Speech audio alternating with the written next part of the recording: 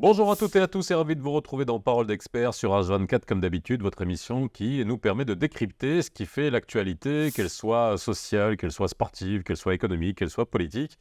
Et celle d'aujourd'hui, eh bien, elle est un peu économique, elle est un peu politique, puisqu'on va faire connaissance avec une institution dont vous avez sûrement parlé. C'est une banque, mais ce n'est pas une banque auprès de laquelle vous pouvez ouvrir un compte, dont vous ne voyez pas les guichets. C'est la Banque européenne de reconstruction et de développement, la BERD. Que fait la BERD au Maroc? Quel est son rôle et de quelle manière soutient-elle finalement toutes les stratégies qui sont mises en place au niveau de notre pays? C'est ce qu'on essaie de comprendre aujourd'hui.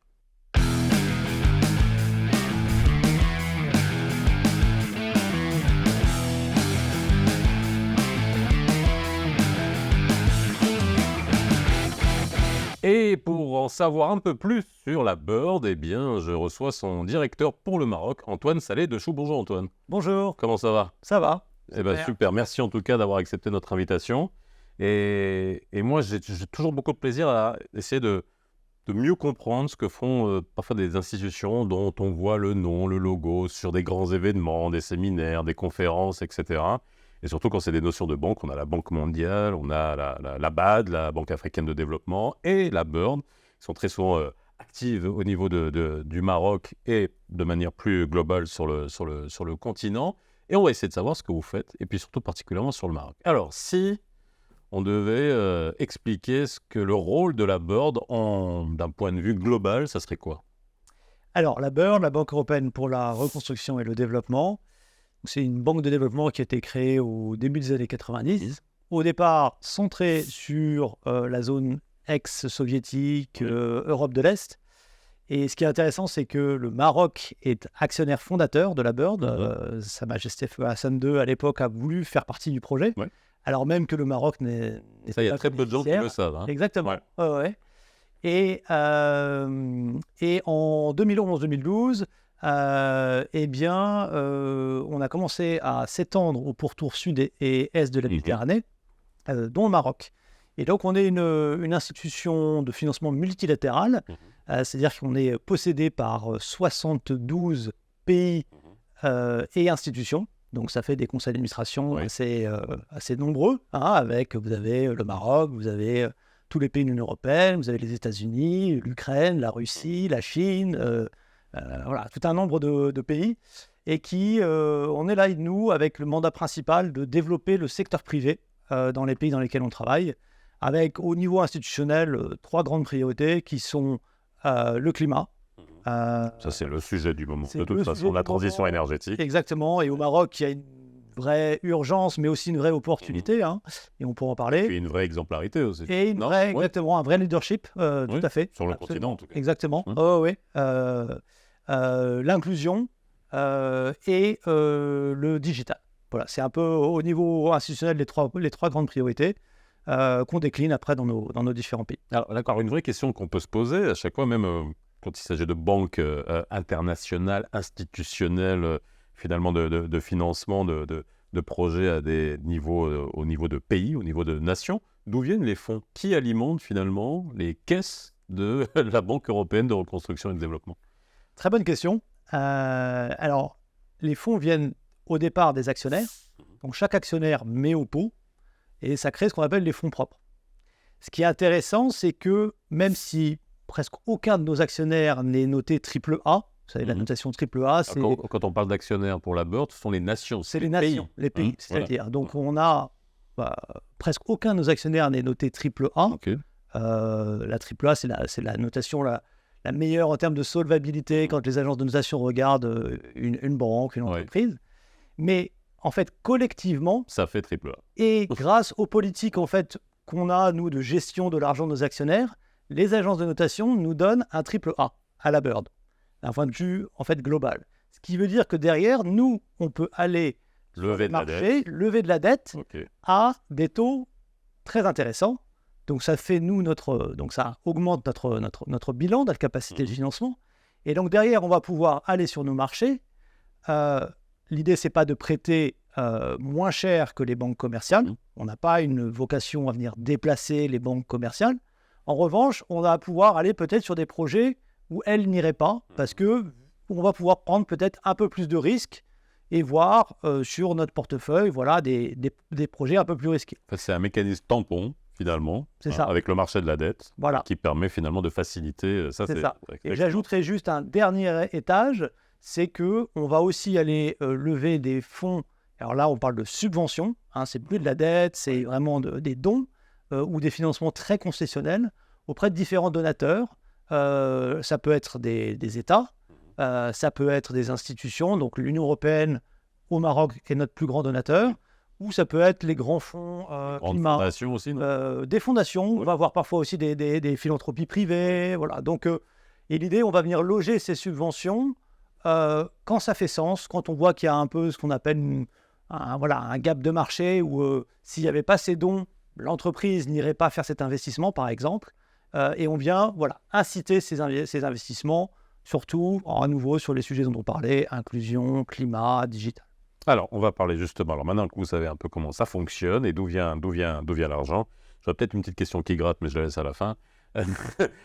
C'est alors sur quoi justement. Alors aujourd'hui, le Maroc étant, si on prend le Maroc des années 2000 et que vous voyez en 2024, c'est une explosion absolument incroyable. Il suffit juste de lever le guidon un petit peu. Quand on est marocain, on a du mal à lever le guidon, à se rendre compte et à regarder dans le rétroviseur ce qui s'est passé. Aujourd'hui, il y a des grands sujets.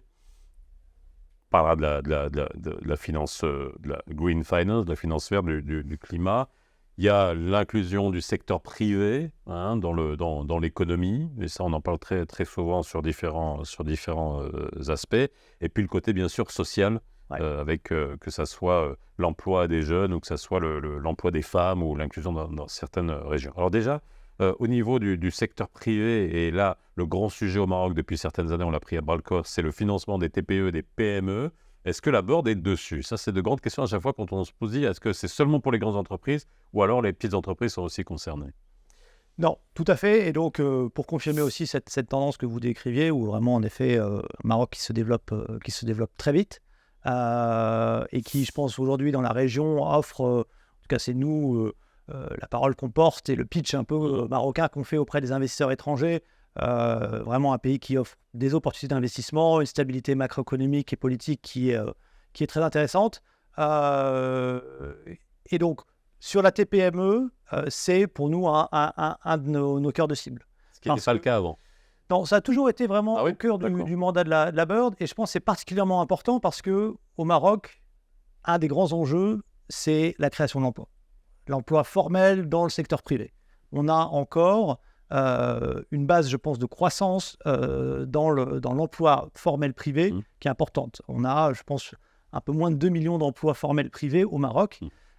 Et le levier de création de l'emploi, il est au niveau de la PME et TPME, parce que c'est 90% du tissu économique marocain.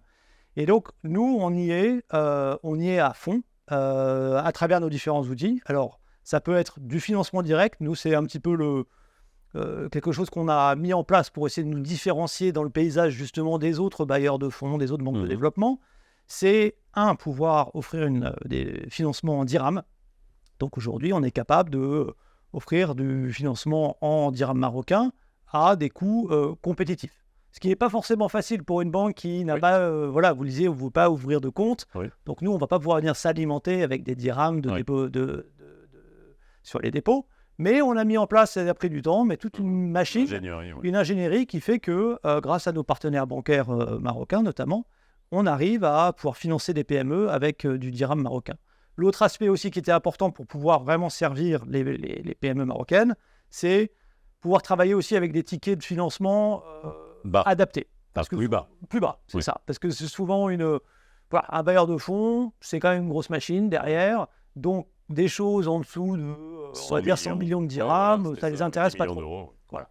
Donc nous, on essaye, alors je ne vais pas vous dire qu'on peut aller, parce que faire un financement on va dire, nous on peut aller, on va regarder un projet à 50 millions de dirhams, mais il faut se dire que structurer ça et structurer un grand financement d'infrastructure à 200 millions d'euros, c'est à peu près le même temps de travail, les mêmes coûts internes, mais il y a ce choix stratégique au niveau de la Bird de pouvoir servir la PME directement. Alors, mais bien sûr... Mais alors justement, juste question technique, parce que là aussi c'est important. Vous passez par les banques, finalement, vous êtes une espèce d'agrégateur, et puis vous allez amener des fonds, créer des programmes auxquels certaines banques marocaines vont adhérer, et vous passez à travers les banques marocaines pour transmettre ou financer des projets qu'elles-mêmes aussi vont rater et vous envoyer. C'est comme ça que ça se passe? Alors, exactement, ça c'est le deuxième pied. Premier, je disais, c'est direct. Direct au On va projet. dire Ok. 50 millions de D'accord. dirhams, vous êtes une grande PME, on va pouvoir vous travailler Et directement. donc là, vous traitez directement avec la PME. Directement, voilà. Ok, donc ça c'est un... En dessous, parce que, et c'est quand même la Ouais. grande majorité Ouais. des dossiers d'investissement, et bien évidemment, on passe par nos partenaires bancaires, leasing, microfinance, et là, on travaille avec presque tout le monde sur la place. Et donc là, exactement comme vous le décriviez, je ne pourrais pas le décrire mieux que vous, c'est des programmes de financement à travers les banques. On va faire une ligne de 200 millions de dirhams pour les femmes entrepreneurs à telle banque. Derrière, elle va rétrocéder par petits tickets en fonction de ce que la femme entrepreneur a besoin pour le développement de son entreprise, nos financements. Nous, à chaque fois, Donc l'idée... vous faites une péréquation par quoi? Par banque, par la spécialité, l'appétence qu'ils ont par rapport au marché, ou alors c'est une péréquation où vous dites, bah, tiens, telle banque, je ne vais pas dire de nom de banque, mais telle banque, telle banque, telle banque, telle banque, on va distribuer d'une manière ou d'une autre. Ou alors il y a un aspect politique aussi derrière. Non, mais c'est vrai, je vois que vous connaissez les sujets, parce que c'est vrai, sur des sujets, on va dire, PME classiques, voilà, on va voir aussi un petit peu, on va pas forcément faire les mêmes lignes de financement qu'on travaille avec une des plus grosses banques du Maroc ou avec un petit challenger, évidemment.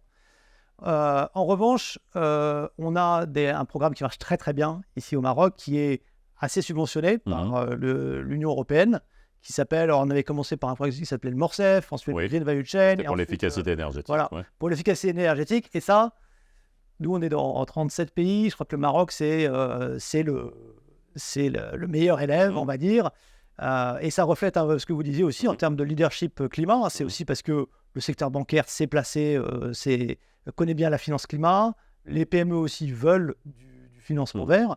Et donc là, vu que c'est un produit qui est très demandé, on est un peu dans une approche, ok, chacun prend, on va dire, c'est souvent des lignes qui sont entre 200 et 250 millions de dirhams par banque, qui derrière rétrocèdent. Et là, on a déjà placé donc 3 programmes successifs dans les 10 dernières années, donc c'est plus de 4 milliards de dirhams. Et là, on est en train de structurer un nouveau programme qui va être lancé dans les semaines qui viennent. Donc ça fonctionne. À nouveau 4 milliards de dirhams, parce que le Maroc en même temps a évolué, et donc on a augmenté même la taille du programme. Alors, le deuxième axe, ça c'est important, c'est l'inclusion. Mais alors là, on a compris le niveau business. Ouais. Ok, ça c'est très compréhensible. Maintenant, comment est-ce que vous soutenez déjà toutes les stratégies qui sont mises en place par le pays pour cette inclusion? Parce que le Maroc n'a pas attendu les autres institutions aussi pour mettre en place cette stratégie, mais par contre, vous venez en appui. Qu'est-ce que vous financez et de quelle manière vous appuyez ça pour accélérer l'inclusion, que ce soit des jeunes dans l'emploi et des femmes et d'autres populations qui ont besoin d'inclusion? Ouais. Tout à fait, parce que je pense que, on l'a dit, le Maroc, vraiment une dynamique extrêmement positive de développement dans les 25 dernières années, avec un sujet quand même, un grand défi qui reste, qui est en effet justement s'assurer que cette croissance profite au plus grand nombre. Et en particulier aux femmes, aux jeunes, qui, on le voit souvent, souffrent d'un taux d'activité économique inférieur au reste. On voit les femmes, c'est un vrai sujet. Le taux d'activité des femmes est en baisse au Maroc. Alors avec des disparités, entre l'urbain, le rural, et puis même dans l'urbain, il y a des disparités.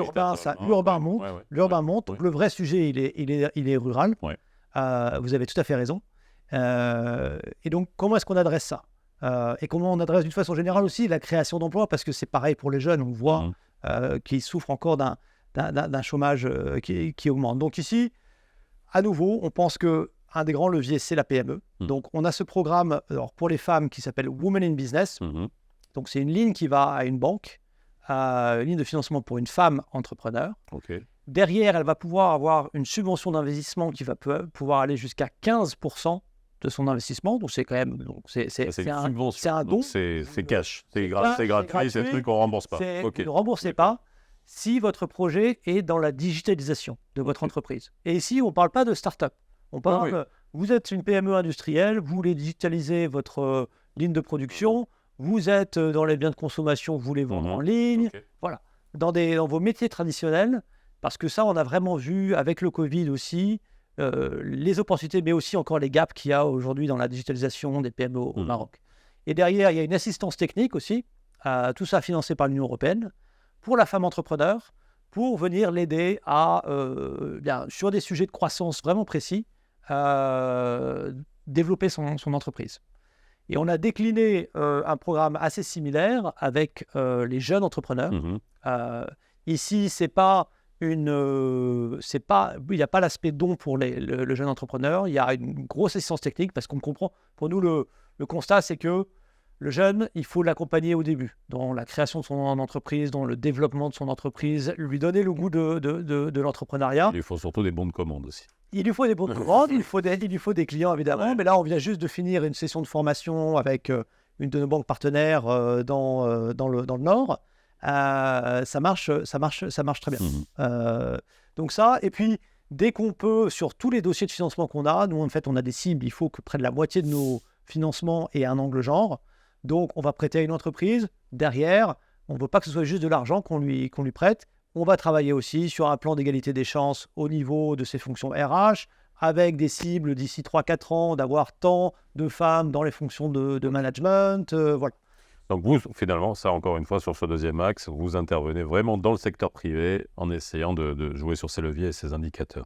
Alors, troisième point, on en a déjà parlé, c'est la finance verte, mais à part donc, ces projets, donc, il y en a d'autres qui arrivent. Ouais. Et puis ça fonctionne aussi pas mal sur un pays, comme on l'a dit, comme le Maroc, qui a été bon élève depuis la COP22. On s'en rappelle avec ses engagements, notamment sur le continent africain, par rapport à beaucoup d'autres. Et donc là, ça continue, ça s'accélère. Alors, tout à fait. Pour nous, c'est vrai que je disais au départ, climat, c'est vraiment la priorité numéro 1. Et donc, à cet égard, c'est vraiment un plaisir de faire du business au Maroc parce que on enfonce un peu des portes ouvertes. C'est-à-dire quand on porte le plaidoyer climat, ici, il est déjà dans les esprits. On n'en est plus aujourd'hui. On a dépassé l'étape où il fallait convaincre. Absolument. On est passé par le greenwashing comme beaucoup d'entreprises. Après, on est passé à la vraie prise de conscience. Là, on est quoi? C'est de la consolidation? Donc, c'est vraiment au niveau du leadership politique, ça a été cascadé et on voit vraiment des gens qui comprennent que, évidemment, il y a l'enjeu environnemental et le Maroc est malheureusement très bien placé pour savoir le coût que ça porte, notamment quand on parle de stress hydrique. Mais surtout, on a des gens, souvent, des entrepreneurs qui comprennent le sujet opportunité, parce que quand on parle d'efficacité énergétique, quand on parle de la réduction, de la maîtrise de la consommation en eau, eh bien, évidemment, c'est une maîtrise des coûts. C'est aussi, demain, s'assurer qu'on accède au marché export, en Union européenne notamment, aux meilleures conditions. Et nous, notre présidente, quand elle est venue la dernière fois au Maroc, était vraiment très heureuse d'entendre que les entreprises marocaines sont beaucoup plus au courant des enjeux, notamment de la taxe carbone aux frontières qui va être mise en place, que des entreprises même d'Europe de l'Est qui sont pourtant juste à côté. Donc il y a cette compréhension. Parfois, néanmoins, un chef d'entreprise, des priorités, il en a beaucoup. Et donc pour s'assurer que le CAPEX vert, le plan d'investissement vert, soit en haut de son agenda, eh bien parfois il faut un petit coup de pouce. Donc c'est là où souvent on a des programmes qui se viennent avec des subventions pour s'assurer que voilà, il ait un retour sur investissement qui soit plus dans 4 ans que dans 8 ans et donc l'encourager. Donc ça, on le fait avec les entreprises, on le fait évidemment aussi au niveau des grandes infrastructures. On est aujourd'hui le seul grand bailleur de fonds qui est financé des développeurs renouvelables privés.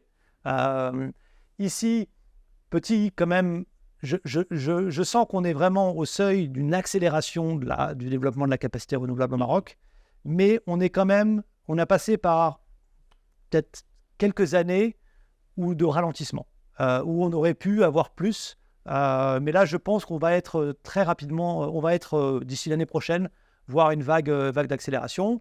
Très heureux de voir aussi le Maroc qui porte aussi un peu l'innovation dans les schémas d'infrastructure verte, lancé notamment en PPP, l'autoroute électrique. Oui. C'est très innovant comme structure. Je pense que ça participe d'une façon générale aussi à cette idée de mobiliser davantage le secteur privé dans l'investissement. C'est vraiment au cœur du nouveau modèle de développement.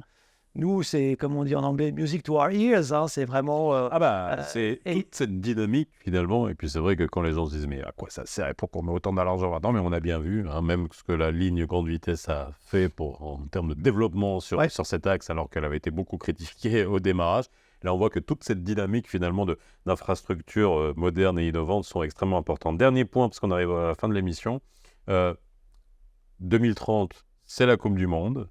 Ah, ça, c'est une question que je vous ai posée avant qu'on rentre en émission. Est-ce que vous attendez finalement à être extrêmement actif sur des sujets, surtout infrastructure, parce que ça aussi, est-ce que vous avez senti que ça va créer une dynamique dès maintenant, aujourd'hui, et vous qui devez recevoir et observer donc des projets qui arrivent, est-ce que vous sentez ce bouillonnement?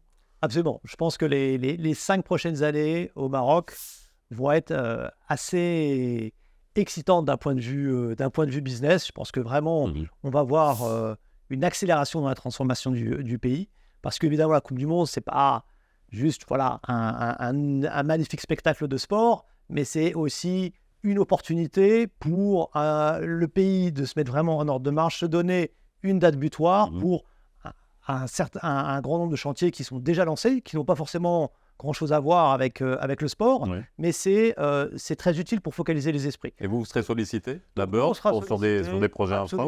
On sera sollicité sur des infrastructures qui auront lien avec la Coupe du Monde. Je pense notamment à la LGV, je pense à certaines infrastructures. Les stades, je ne pense pas, ce n'est pas vraiment votre vocation. Dans notre vocation.